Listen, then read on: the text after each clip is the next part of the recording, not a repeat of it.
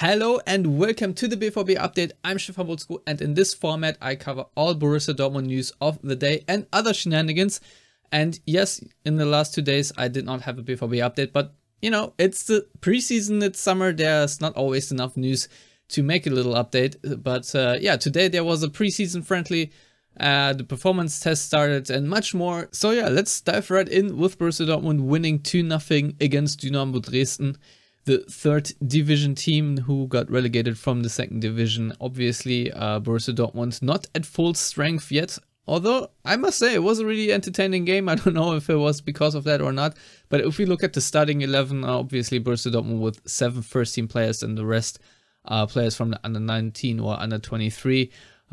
Alexander Meyer in goal, Dahoud, Hummels, Wolf, Moukoko, Paslak, and Rote were from the first team. If you want to count Leon Simic, you can add him and make it 8. But it was an entertaining game where Borussia Dortmund was over 90 minutes the far better team, which quite surprised me, obviously, because Dynamo Dresden are much further ahead in their preseason preparations. I think their season starts in about 2 weeks, and Borussia Dortmund obviously not at full strength. Nevertheless, Mats Hummels scored a header. Antonio Papadopoulos also scored a really nice goal, and both were sort of set up by Prince Anning's corner kicks. The 18-year-old so far, I think, is impressing a lot of Dortmund fans with his very flashy plays, but obviously you can also see how raw he still is, and obviously still far, far away from being a Bundesliga quality player. But it's still fun to see fresh talent come in and yeah, impress people, be it with a couple nice dribbles, because I think Anning played mostly on the left side, on the left wing today,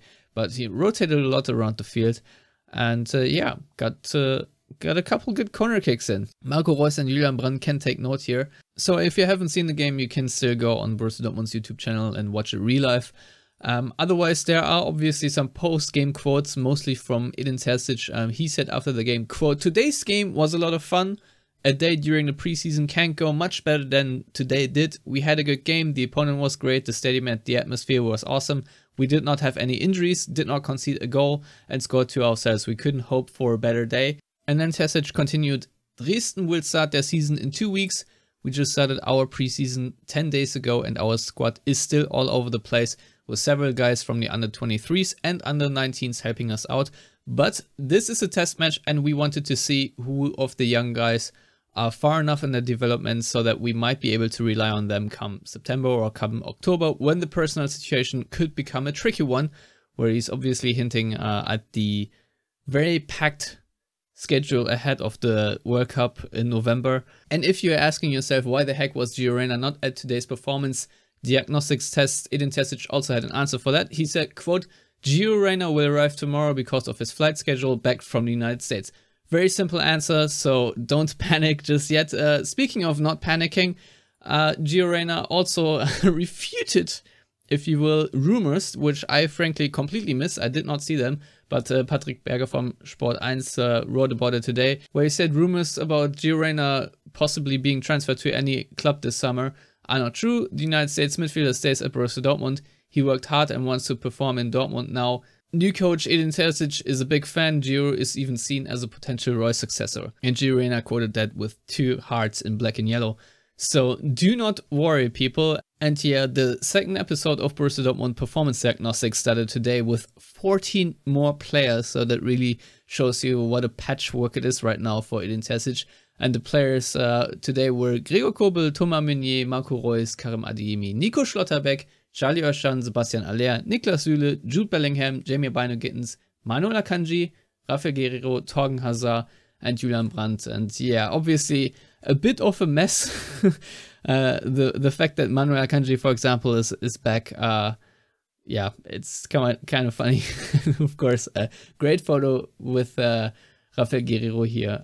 So yeah, apparently it was a lot of fun, and I hope everyone returned in great shape from their summer vacations. Now, who is not in great shape right now is Donyell Malen, because he is nursing muscular problems. He is currently training individually, and Dortmund are hoping that he'll make a full recovery for the training camp by the end of next week. Rundnachrichten say that BVB are concerned that this could derail Malen's plans to establish himself in his second year as a Borussia Dortmund player, after he never achieved a top physical shape last season because he missed most of Dortmund's preseason last season due to the last minute transfer from PSV. So yeah, it's a bit of a complicated one, and I really hope that Dortmund's medical staff can help Malen to recover from this, and hopefully, even more importantly, make him achieve the fitness level he needs to really shine for Dortmund, because obviously he is a very fast guy and his athleticism is obviously a big part of his game. But yeah, let's move on to another thing. Borussia Dortmund unveiled their away shirt a couple of days ago with these pixels as a feature on one half of it.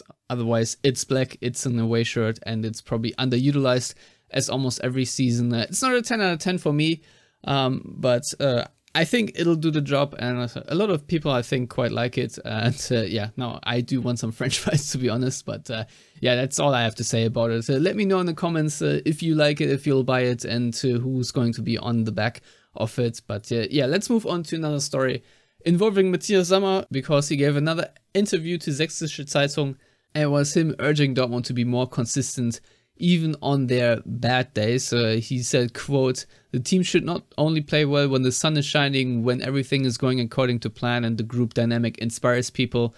We must also be able to show our quality on rainy days when there is adversity and setbacks." So yeah, make of that what you will.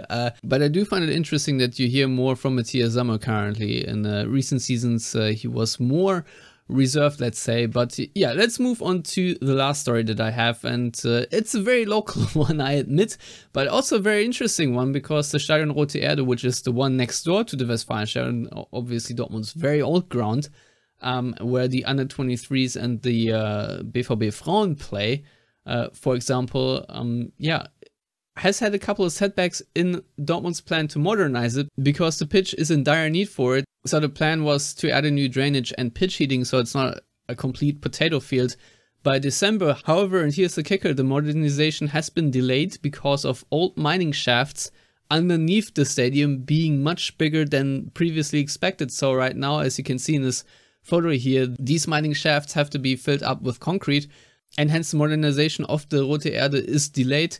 And the under-23s, I think for the time being, will actually play in the Westfalenstadion.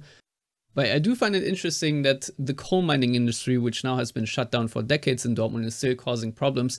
I mean, for reference, both my grandfathers actually did work in Dortmund's coal mines, and that maybe is the reason why I'm interested in the stories, and you might not be, but there you go. That is everything that I have for you today.